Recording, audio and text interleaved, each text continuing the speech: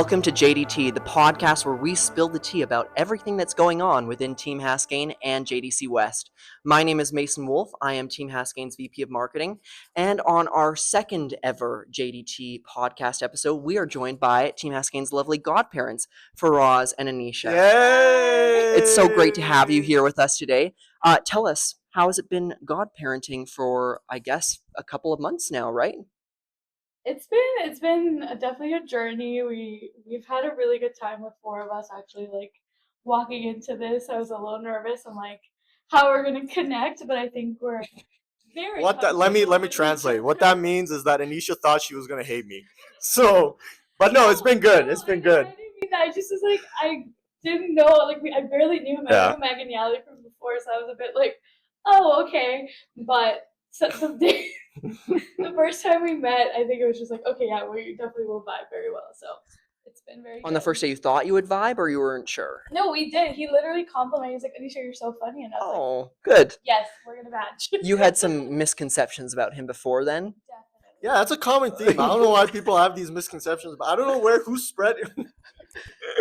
It's okay. I think we all have our misconceptions about Faraz, and then you meet him, and he's so lovely. Thank you. So what a great addition to the quartet we've got running this team. Yeah. So how's it gone so far? Good? Yeah, it's been a little bit of a struggle. I won't lie. A lot of moving parts, a lot of different things going on. That's good. I mean, this is the power of change, courage. What's the theme this year, everybody? Power of change. Power of change year. So, I mean, if the OC does want to change things, I think this is the year. And I think JDC West could probably benefit from some shaking up to, take this competition into the next decade. But we'll see what they actually end up implementing. I do have to say, though, that the process has been very great with our VPs. It's been great having Mason, former captain, so he's been helping us a lot. And then also a lot of our VPs, they're just really competent, smart people. All of them, not a lot of them. All of them are really competent, smart people. And so it's been great having them as well, helping us. And the delegates are fun too. So we'll see. Yeah, well, I think all of our executive team is very strong, and obviously that comes from having wonderful recruitment of the executives and getting everybody on board very fast. So I think we should give a special shout out to all four of you for making sure that happened. And I think we've got some practices under our belt now, right? It's 2. Yeah. So why don't you walk us through how those have gone?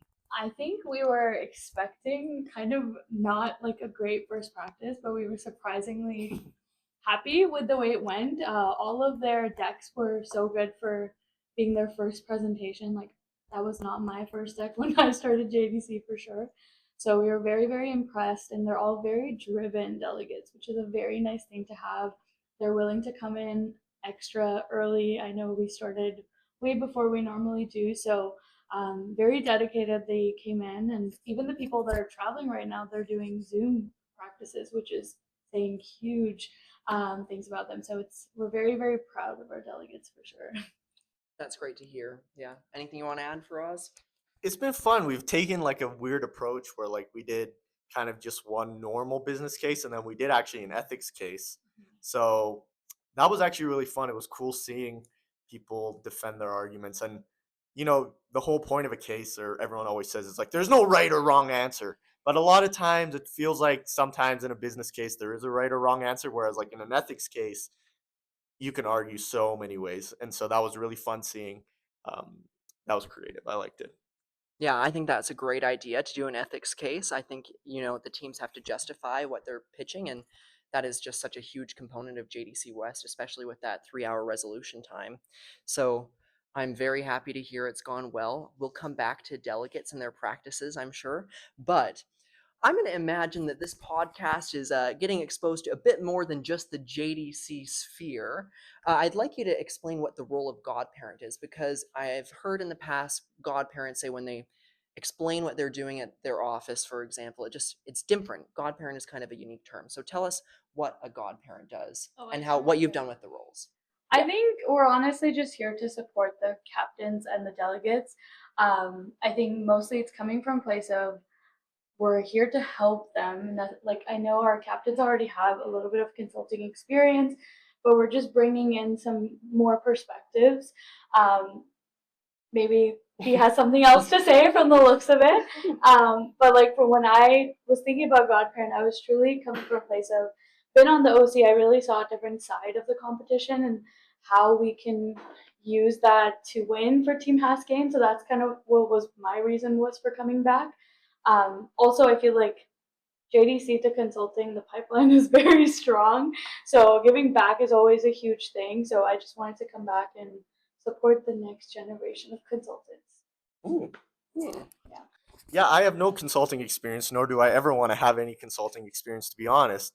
But I don't go around the office saying that I'm a godparent. I just say I help run a case club, a case competition, a case club.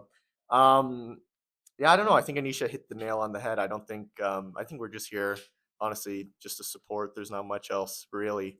Um, it's good because, as you said, Anisha has so much experience on the OC, really great experience. And then me being a VP, I know, and especially VP logistics, I can help out sometimes there too, which is good. So we have a good set of knowledge to help, I guess. Yeah, you kind of get both sides of the competition. You really ran logistics for our team last year and made sure that things didn't go too far off the road. I'm sure you'll be bringing in lots of insights from that experience this year and supporting our new VP logistics and our captains and team. And you had experience on what OC department or portfolio were you I in? was part of the VP. Well, I guess I was part of the community portfolio. So pretty much recruiting, hiring, training, all the volunteers we need for com. Um, when I took it on, I didn't realize how big a portfolio I was going to manage, but really taught me a lot. So when it came time for godparent, I truly was like, there's nothing harder than that. So I'm happy to come back and help out as much as possible. Yeah, do you see yourself bringing any special insights from last year into this team? I think one thing that I want to say is like I know we focus so much on winning all the time, but winning at comp is so subjective. I learned how subjective it is through the back end side of it, whether it was like, who our sponsors are, who's writing our cases, what biases they have. So even if like we give them the best training and they do really well, that we really can't confirm if we win.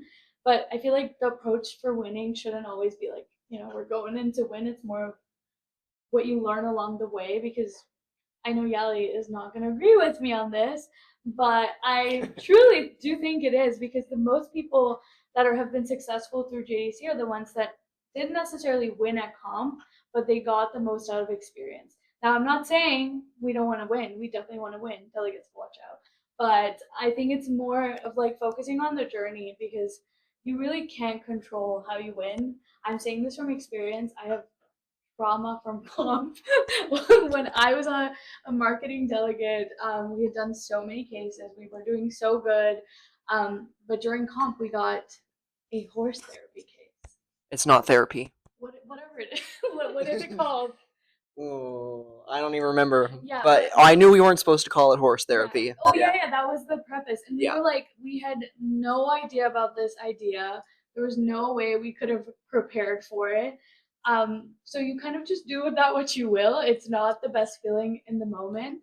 But now looking back, I'm like, we did the best we could with what we had. And I definitely still use the marketing tactics I learned through JDC at work. So kind of a win-win in my books. Yeah, I know as a delegate and a captain that those placements do feel a little bit subjective, and I'm sure every other team captain feels the same way that I do. But last year, I certainly felt like our delegates, they were so strong across the board. Every presentation I watched was very strong. And so when you finally get to comp, it is just that bit of subjectivity that can cause uh, I don't know, a little bit of disheartening feeling because you put so much work into it and then it's not recognized. Though I guess that is just the nature of the game. Yeah, Yeah. life. You don't reward off effort, you reward off results. I was going to say, it's always subjective until you win. When you win, it's not subjective, though. When you win, you're like, oh, I'm the best. But then when you don't win, you go back to subjectivity. But I do agree with Anisha. It is subjective. This year, Team Haskayne is not going to be subjective.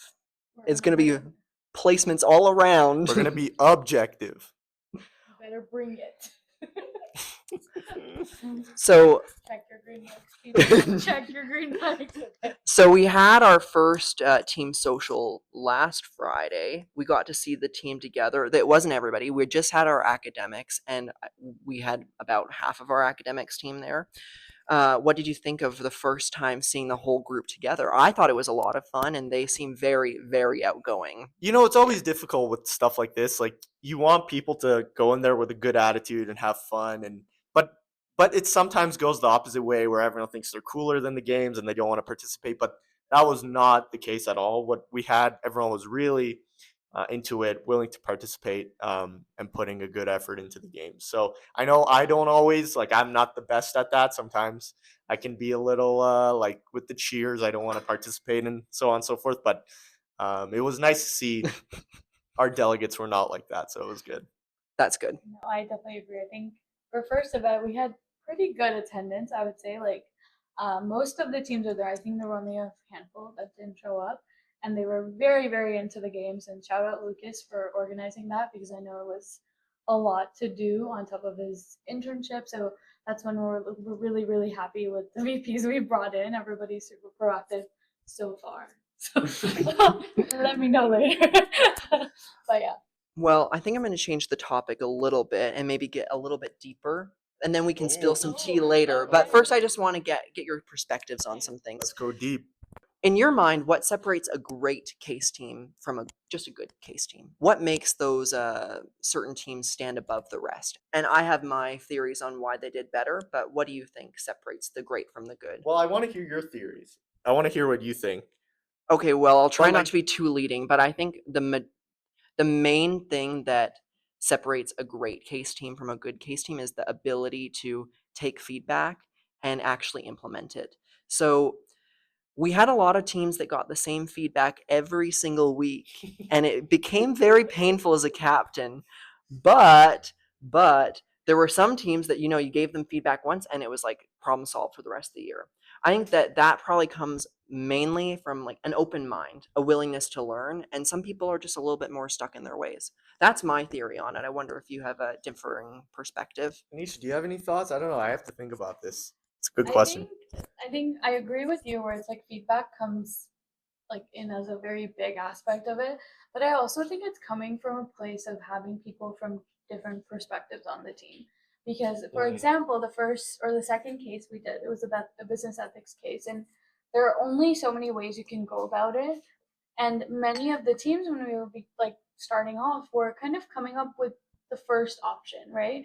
And there were a handful of teams that actually kind of went above that. And that's kind of what a really good team is, where you're coming in from different parts of like perspectives, insights, experiences, and that adds more details to your recommendation.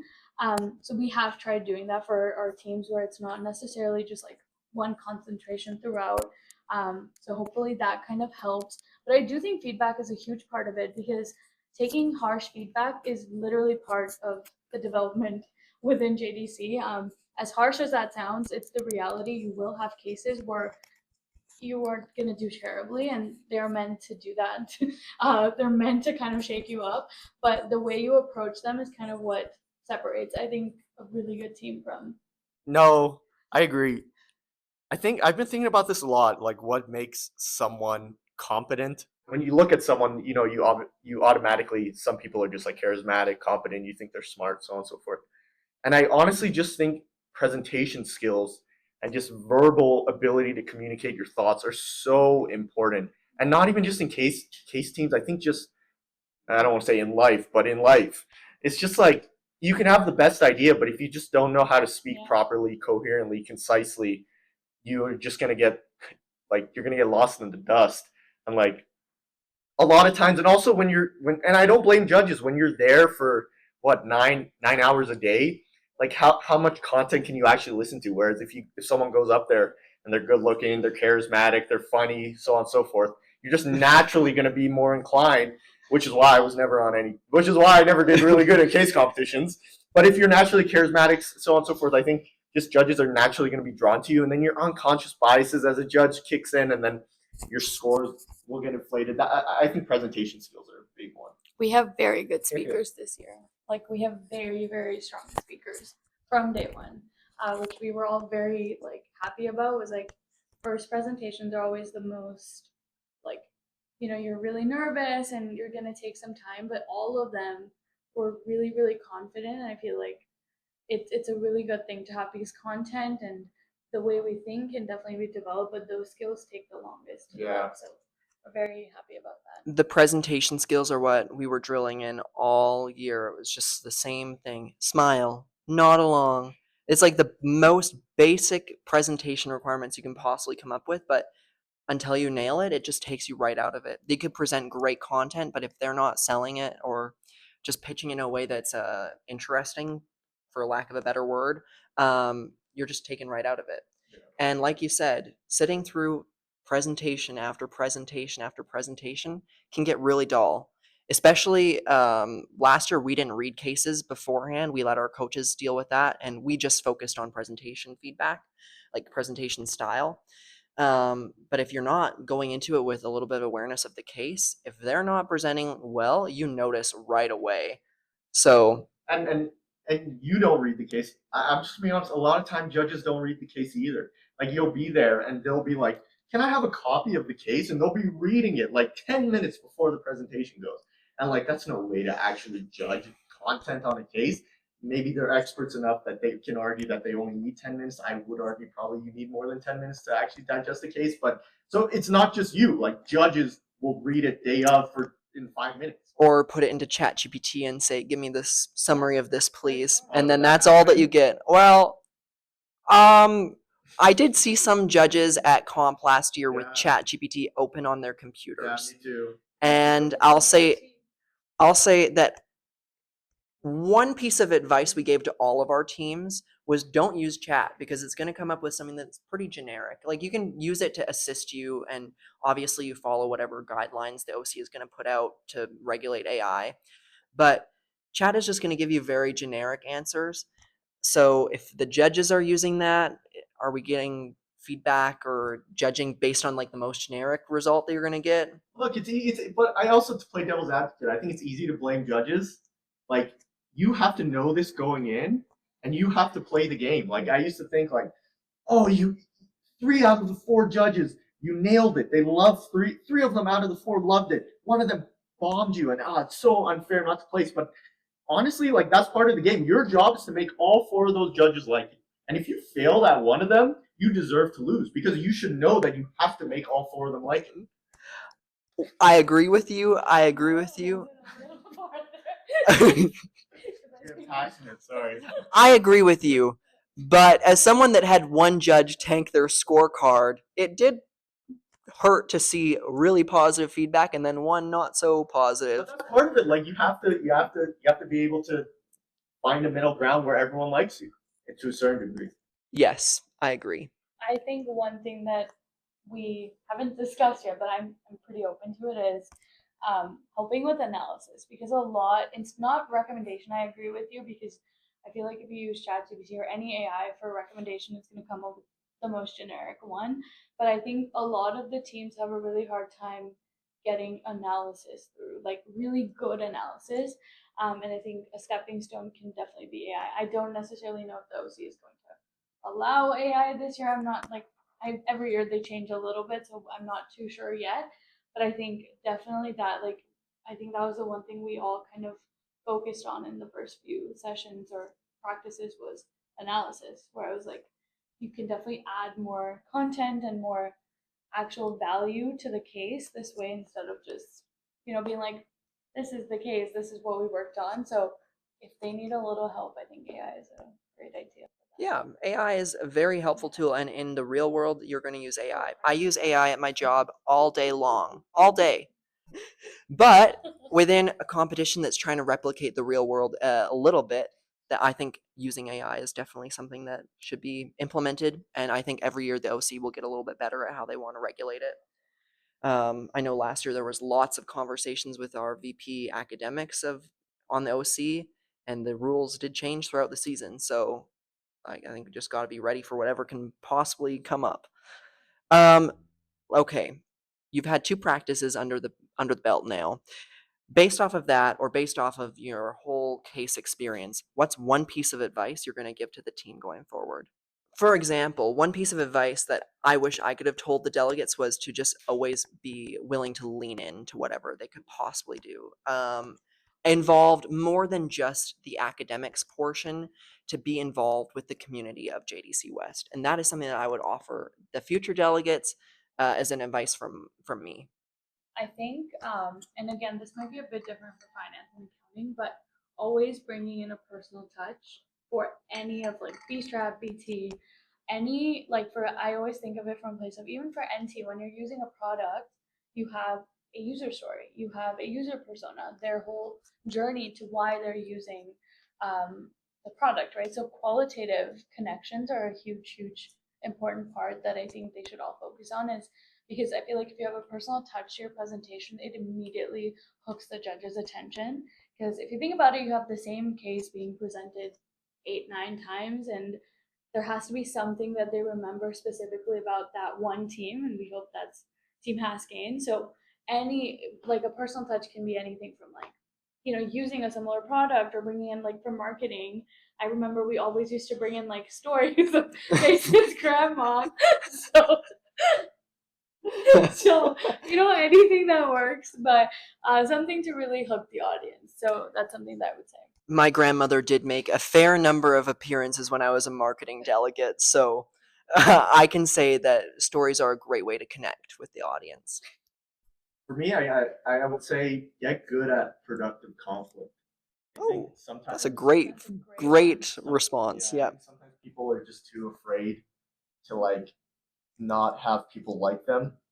And maybe I'm too far on the other side of the spectrum sometimes where I don't really care if people what sometimes people's opinions of me, but I think you just need that productive conflict at all times, really to be challenging each other. Not to the point where you're like throwing shit at each other or like verbally abusing each other. Like, don't get me wrong, it can definitely go too far, but I think just yeah, that well, hence the word productive. Yeah, that productive conflict. That was something that I definitely wanted to work on last year. Again, something that I could have done a little bit more consistently, but we did or captain's office hours. I wanted to get ahead of any conflict that would happen on a team, because teams are going to have conflict. I feel like that's a natural thing that happens, and productive conflict is great, but if it's not productive, then it just like it's a roadblock that they can't really get over. And so that's something that I really wanted to address consistently throughout the whole year. So yeah. We even have conflict all the time, like Oh, yeah. us four. Like, I'll quick little story. We were just arguing about what should we do with the second case, and I think we spent like an hour and a half, like just debating on what to do, what not to do. And I think we still needed time after that to come to a result. And but it was good. It was genuinely good. And then when you have productive conflict, the next time it just becomes easier, and it becomes easier the next time, and so on. So forth. It just gets better. I will say, like, one thing, like, I fully agree to that, but I also think one thing to realize as, like, delegates is, like, whatever happens in your reso, like, stays in the reso, because it's really, really important to, like, not take any of that stress you go through during preso outside. Your relationships with your teammates should always be really, really good, and you should focus on that because that plays a key role in how you do at comp as well. You do not want any conflict. Yeah. Exactly. Like when Faraz gave that example of us fighting over the second case, it's like we discussed it a lot, but I think we all were going to the same approach of like, oh, we want to have a really good case for the delegates, right? So as long as you have like a mutual goal, then I think it works out. But yeah, like you should not take any conflict you go through during your resos outside of the prezos. Did I mess it up? The reso word. Totally. The reso Yeah. word. Yeah. Like, don't take it out of there because I know you can say some crazy things when you're in there, but it's okay. Everybody goes through it. It's very normal. Yeah, my team when I was on marketing 2 years ago, there we all love each other. Like it was like very positive relationship across the board. But there were definitely moments in the case room where we hated each Who other. was on your team again? Sorry. Jenna Vanderberg, Oh, right. Ten Yang. Oh yeah. Yeah. Like at comp, Jenna screamed at me because Oh, really? my leg was shaking the table because it was like tapping it. And she said, "If you don't stop tapping your leg right now, I'm going to throw this laptop at you." And I said, "Okay." And then 10, we were doing a baseball case. We were launching a baseball team in Lethbridge. She really wanted to like have a daycare there so parents could bring like their infant children. And I was like, She's a mom, by the way. she is a mom, and she did mention that during the presentation, but she was wanted to do like a daycare area. And I said, 10, we're not doing some stupid daycare area. That's the dumbest idea. The judges are going to hate it. And so we didn't do a daycare area. But the conflict, I would say, was productive across the board. It just was in the case room very intense in the moment. But afterwards, it was great. Yeah, I'm sure you have similar experiences. for sure. You want me to elaborate? Yeah, Okay. tell us one. I actually don't remember the actual context of it. I know it was mock comp 1 for marketing, and we didn't have Matheson at that time, so we were in Scorefield.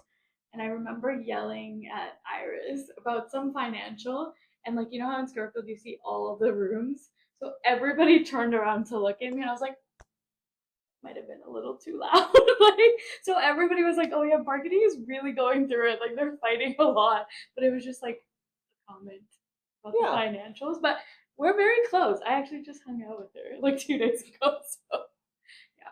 Did you have any? It's hard because the two teammates I had were like the sweetest people on planet Earth. Like I'm not like that. Like so like Nolan and Juliana are two teammates. Like they're literally the nicest people I've ever met in my life. Like they're just so nice. And so I think honestly it was good that they kind of had me to like just mix it up a little bit. And one time Nolan and I we weren't even fighting, but it was like he thought about doing it one way, I thought about doing it one way, and then we wasted like 20 minutes on what to do. And then Juliana was just like, "Guys, we wasted like 20 minutes. Let's just go with the way we had it." So that was the only conflict we had really. Other than that, it was fine. It sounds like you had Paradise on that not-for-profit team who Yeah. did not sound familiar to any of the rezos I had with my teams. Yeah, in the same vein, I guess, you're now stepping into a coaching role, a supporting role for a new case team or new case teams. How do you give constructive feedback without like demoralizing them? You want to keep morale up, and we try to build confidence up in those early days. So we weren't too critical, but I think our teams definitely could have benefited from more direct feedback. And I don't know, how do you strike that balance? How are you going to strike that balance this year? I think there's two parts to this. I think with 4 of us, we bring in expertise from different departments. So like it doesn't make sense for me to give like the finance team any crazy numbers feedback because I don't have that. So that's one part. Like give actual feedback to the delegates that they can work with instead of just like fluffy stuff. Opinion. Yeah, because like I feel like we know our place. Where I come in and where I'm like, you know what, I'm gonna take a little bit of a step back and let them take lead. Second is I think I would call it the compliment sandwich. It's a very known thing, especially in the beginning. You don't necessarily want to make them like sad every practice, and I do think like you should give constructive feedback from the get go because that's how they're gonna grow. If you just keep being like you're doing great, and then you're like, wait, why didn't you place? Like that doesn't make sense. So I think we've been really good with kind of doing that, where we always are celebrating their victories, but we also give them like, okay, let's work on this better. And it can be something small. It can be like their font they're using. Like it's super tiny. I can't see it. Or other people were a little bit more detailed on like, hey, I think you could have built this out more when you're talking, right? But we want to give them like actual feedback that they can implement on instead of just like, just giving them fluffy feedback where it's not really benefiting them in any way. So that's kind of what we've been working at for the past 2 practices. Yeah, that was a good point of like giving feedback. Not, and I would put expertise in quotation marks. I'm not an expert at anything. Anisha has a lot more experience because she actually works in consulting, but I'm definitely not an expert in anything. But I'd say for me, it's just you're just trying to feel out, what type of feedback you can give. trying to feel out what feedback you can give to each certain delegate. Yeah. So like they talk about man management. So just learning like are some people better with more direct feedback, or some people that you need to be a little bit fluffier? We've successfully made Faraz uncomfortable, so we'll move along to the next question. Thinking about the year ahead, what's one event, one thing that you're looking forward to? Our captains, I think, said skit night practice and prairie games. So, what are you thinking? J-prom. Good answer. Yeah. You want to elaborate maybe on the yeah. It's just fun. It's just a good time, you know. Just go out to Banff, TBD, hopefully Banff. Yeah, it was a great. That Yeah, made it sound really not fun. So let me add the little Thank you. bells and whistles. I think it's like the first time we really see the entire team together. So DAC and our academic teams and our obviously VPs. So we're very excited to kind of get some like I was gonna say alone time. We're going to take a quick break, and when we're back, we're going to talk more about the season ahead. And we've got some special questions from our captains and from the delegates that we're going to ask our godparents and try and spill some more tea. Welcome back to the JDT podcast. We're here in our second ever episode with our godparents, Faraz and Anisha. We've got a long road ahead. What are you looking forward to the most out of this upcoming events for the season? I think J-prom for sure for me. What about you? honestly, J-prom is really fun, but for me, I do love the mock comps at the Monitor Deloitte office, and then I also do love. Hopefully, we have another company this year that we can do another mock comp in. That would be great. But it's just really fun dressing up, going downtown, and just kind of being like, take your kids to work, but your parents are not there, and then it's just fun. I like it. Yeah, and as a godparent, you'll get to watch all the presentations. Yeah. You're not going to be stressed out in the same way. You'll probably be stressed out still, like I was, but you get to see everybody present, and I think that's a lot of fun. For sure. Yeah. Are you excited for mock comps too? I mean, of course, I feel like it's like a whole different experience now, like not being the delegate, you're just watching them, giving them feedback. We're going to be a little bit more relaxed for sure. And this year we have 4 mock comps, so it's something different. We do have more than we did last year, so hopefully we get more practice in for all the delegates before comp. Yeah, 4 mock comps. Those delegates are going to be Dressed up. nicely. That's right. Yeah. Anything else you want to talk about? Runner-up event for the season? I think we mentioned J-prom because I was like, I feel like that's the first event we actually get the whole team together on. Don't look at me, look the other way. J-prom. J-prom. I think that's like the one of our most like fun events we do every year where we get to see the entire team together. It's been like a tradition to go to band. Hopefully we can continue all of that on this year. Fingers crossed, knock on wood. And I think that's the first time we get to see DAC and academics like, talk to each other, and it's a very wholesome moment. We have our scarf photos there like every year, so it's a tradition. And we want to keep it alive. It's a great way for the whole team to get to see each other in a non-stressful situation. Opposite of stress. It's just a lot of fun. But there's no dancing Sasquatch. The club, and well, we don't go to a club, but sometimes. Well, the academic portion Yeah. of the evening ends at 9 p.m. Yeah. and then it's a fun night. Right. Yeah, so there's like this little club that we used to go to in Banff called the Dancing Sasquatch, and they shut it down. And like I get that like 4 people got stabbed in there, but like so, it's got to stay open. Team Haskayne has never had a problem, ever. Yeah, I know. We were the problem. We were probably the problem at that. Well, I hope that you all come up with a great alternative for us because that will be a big hole in my heart otherwise. So you got to do it for the team. Okay, we do have an audience question I'd like to ask, and this came from Anastasia. Oh. She was a challenge delegate last year, and she's on the marketing team this year. So her question to you is, will you officiate her wedding for her? Me? Yes, Faraz Jam, will you be the what do you call it? Not a priest, ordainer? At her wedding? Yes, officiant at her wedding. If she ever somehow convinces someone to marry her, which might not happen, I will be there. And I will be there in my suit or the little priest hat or whatever they call it. I'll be showing up like the Pope, and I'll be there. And I'll Jewish. I'll show up in my rabbi costume. Greek. Yeah, they wear the little thing. That's a the Pope. Catholics wear that. No, I'm just joking. We love Anastasia. She's a great person. Really fun. So you really will funny. officiate her wedding for her. Officiate, maybe not, but if I get the invite, well, like, what do I have to do? Like, I have to stand up You there, say, like, the man and princess. wife, Yeah. you may now kiss the bride. That's all I have to say. Yeah. I thought Well, I have like to- usually there's like a vows and exchanging of But you don't do rings. that. You just like are the middle person. You're like, do you take blah blah blah to be blah blah blah? Yeah. yeah, I'll do it. You can get ordained online apparently Oh, in really? order to conduct Ordained.com. weddings. Ordained.com. And you can get a one-time certificate if you just need to do one wedding. So maybe that's what you should get. I'll be there. I was told I would be a flower girl, guy, whatever you want to call it. I would just throw some petals around, and then you would officiate for her. Okay, yeah, I'm in. You And hear then that, Anna? And then I'll bust it down at night. Priest by day, dancer by night.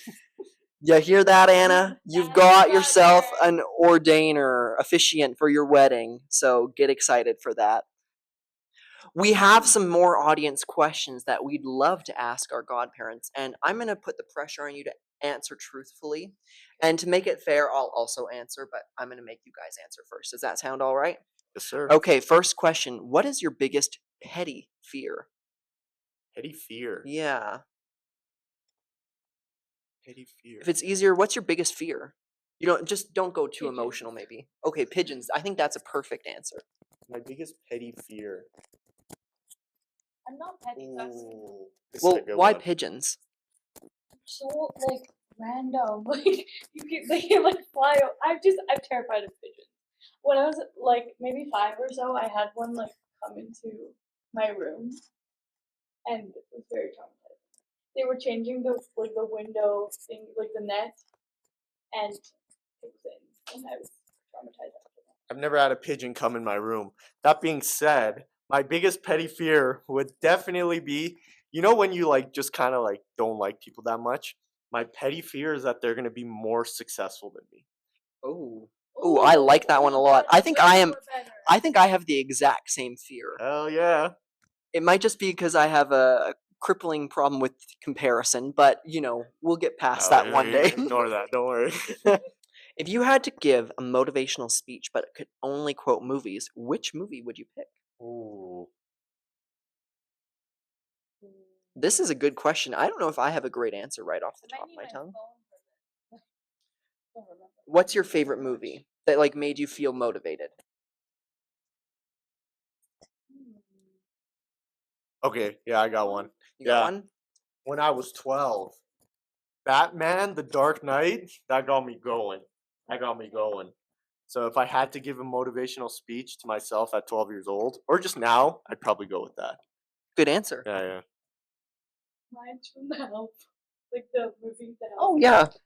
When she's like saying to the kid, she's like, "You is kind, you is smart, you is important," and I remember that all the time. I will say, this is really off topic, but it kind of connects to Anisha.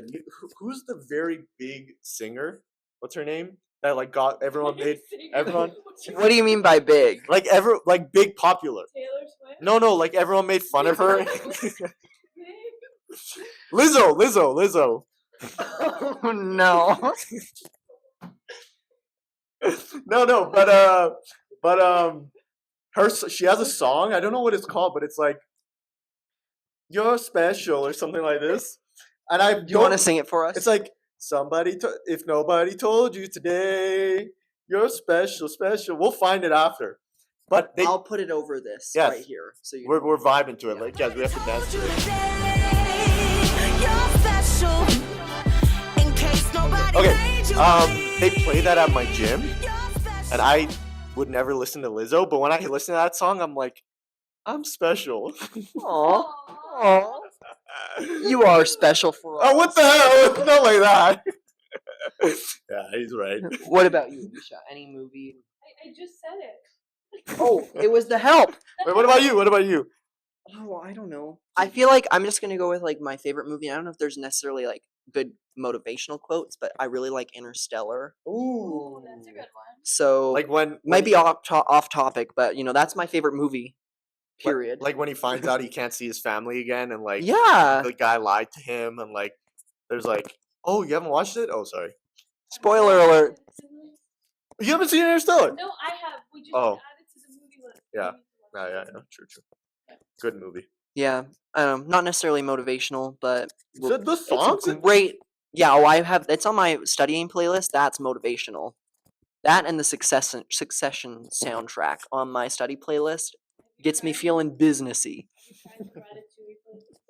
I have not. That works so well. I use it during work too, and I'm like, I can get so much shit done. Do you guys listen to the Up?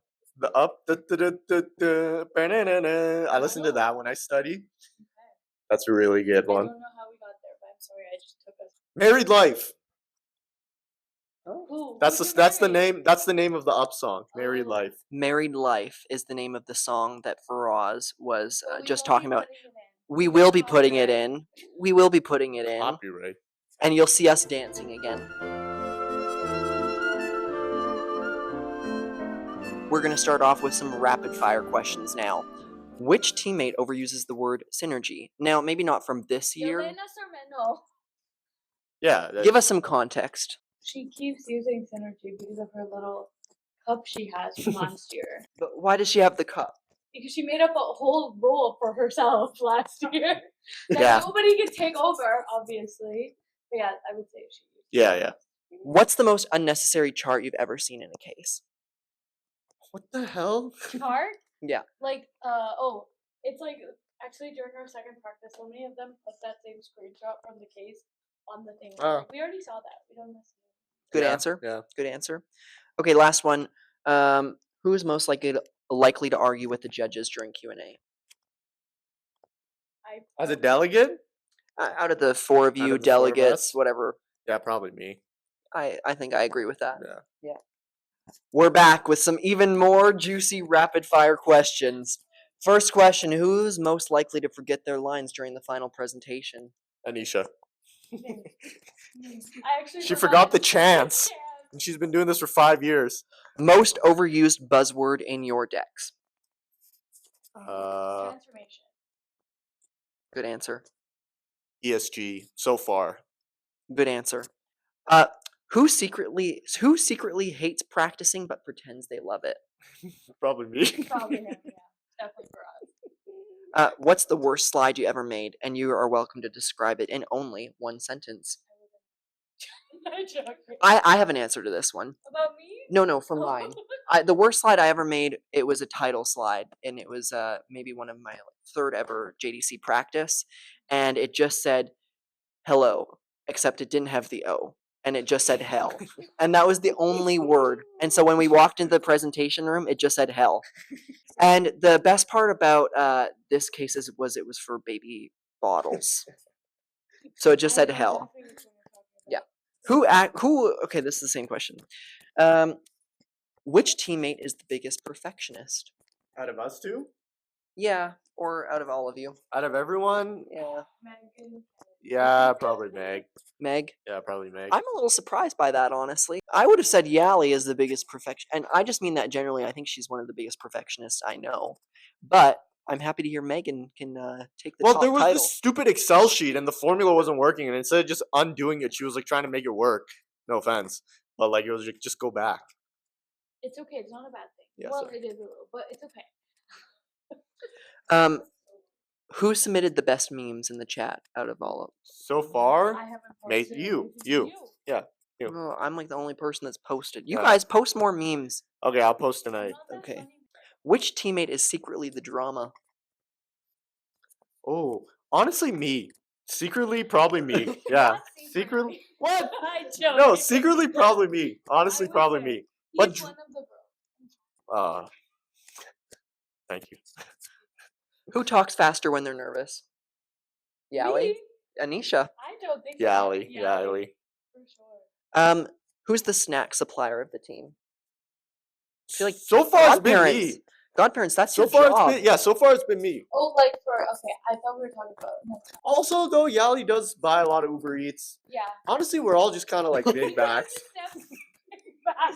We just all eat a lot. I won't So lie. whenever we were doing recruitment, I would I would bring snacks from work, but then after that we've done a lot of Ubers. And maybe if you're lucky, you'll be able to hear my Chipotle order. Oh. We'll come back to that. who is most likely to just wing it and still pull it off? I think we all can. I think that's JDC West skill all around. Yeah. So I just did a case competition at my work.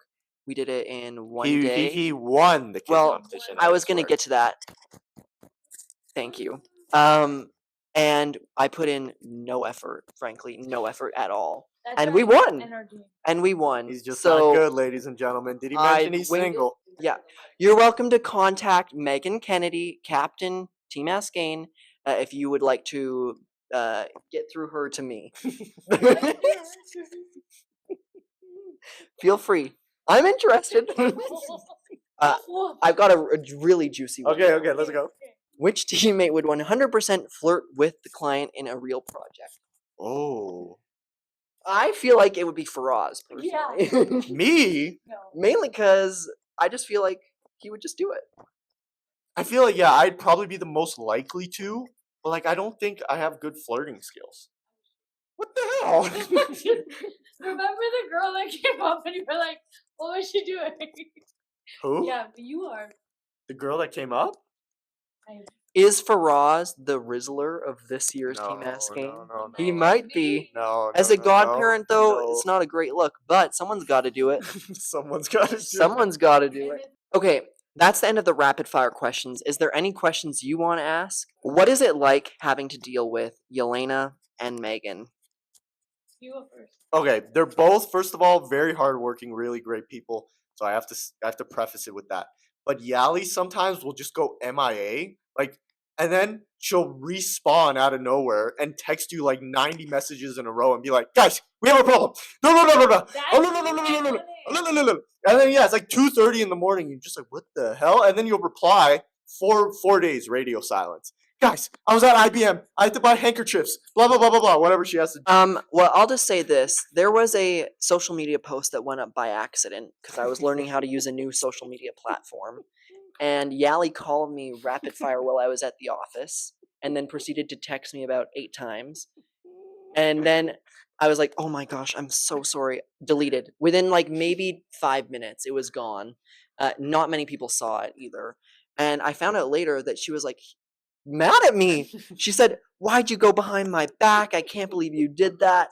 And so, you know, she definitely, when she's involved, she's very with it. Yeah. Yeah, No, but we'll give her which is that. what makes her great because she cares a lot. Exactly. She really cares and she just wants things to go smoothly. But also, it's the downfall of my peace.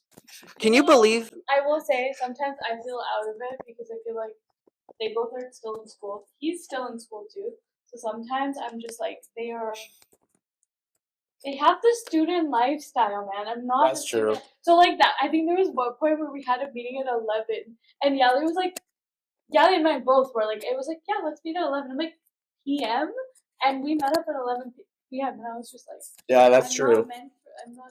Anisha has to work at like 6:30 in the morning. She gets off at like 6. But It's I will ridiculous. say, I feel like they are so flexible with that because I know, like, out of all 4 of us, I'm probably like the busiest. Where I'm like, I can't do this, I can't do that, and they are the nicest people, and they kind of let me do.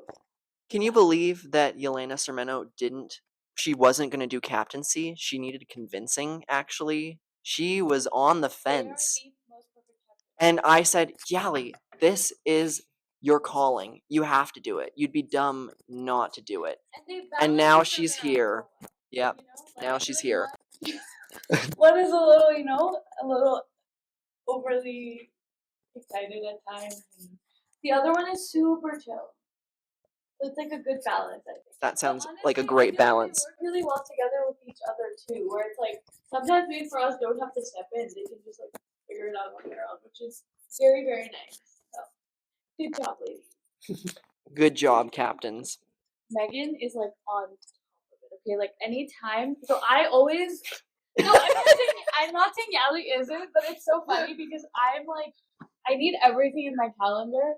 And I always put it like I have a physical agenda, but every time I need it, I'm like, I'm gonna go look at my email.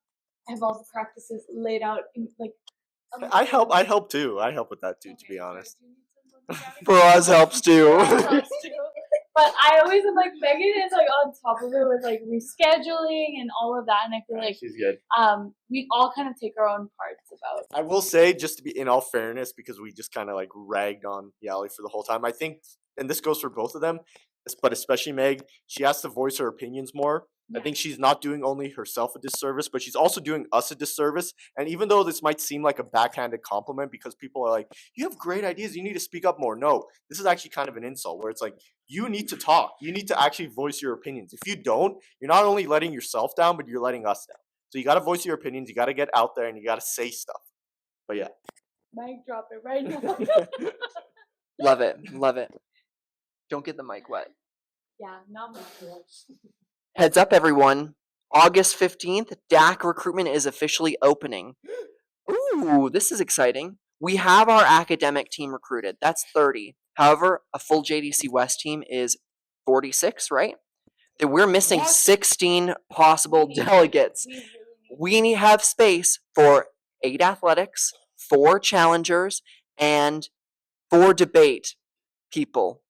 What are you most excited for? Which team are you most excited to recruit? The cuties. Debate. The DAC cuties. DAC cuties. Not cuties. DAC cuties. Just in case this is confusing for any of the other teams, I know other teams call it CHAD. We call it DAC, Debate, Athletics, and Challenge. I also think, is it Hill or Sasky does sports instead of athletics? So just so everybody is on the same page, DAC is Debate, Athletics, and Challenge. And are we doing tryouts, or how is the process going to work? Athletics will have tryouts, debate will have tryouts, and challenge will also have tryouts. All TBD on the dates, but keep in tune to the Team Haskayne Instagram to stay up to date with all the dates for the tryouts. And all tryouts are going to be in September? All tryouts will most likely be in September. So if you're in your first year, don't worry, you still have time to apply because we want your athletic selves. We need some goated first years on our debate team, on our challenge team, and on our athletics team. There is no better way to get involved with JDC West. If you just want a little taste, a little sampler, you want to be a part of the team A little before nibble. moving on to get involved with DAC, that is the way to do it. So how many DAC delegates are now a part of Team Haskayne this year? It's actually 10, including both of our captains who also did challenge before. So bring your personality out. We want to see it, especially if you're in your first and second years. Like, this is the time to join JDC. We're waiting for you. We'll leave it at that. Thank you so much for being a part of our second ever JDT episode. I think that we had the best first set of guests, and we definitely had the best second set of guests we ever could have. So thank you so much for being here with us today. It's been my privilege and honor. Thank you. Thank you. I'm looking forward. Oh, right. I'm looking forward to seeing how the team does and how you make Team Haskayne special for your year as godparents. Oh, it will be special. I don't doubt it. So stay tuned for our next episode of JDT. I have no idea who our guest will be, but I can promise it will be interesting. If this video gets enough views, he might bring one of us back. And can I do a recommendation? We need Mason Wolf himself on the JDC podcast. Oh my God, yes. Fraz, what's your Chipotle order? All right, so when times get tough and you got to utilize. So I realized that on the Chipotle app itself, they don't charge you for stuff that they charge you on Uber Eats. So I would use the Chipotle app, double rice, double beans, double chicken, all the salsas, corn, lettuce, guacamole, because I ranked up enough points. And then the fajitas as well, the fajita veggies, sour cream, cheese, romaine lettuce. I swear to God, one time I opened it, it was like overflowing. And I ate that, and I was supposed to we were doing interviews. I slept. I swear to God, I slept through 3 interviews. I do have the picture. We'll put the picture right here somewhere. Okay.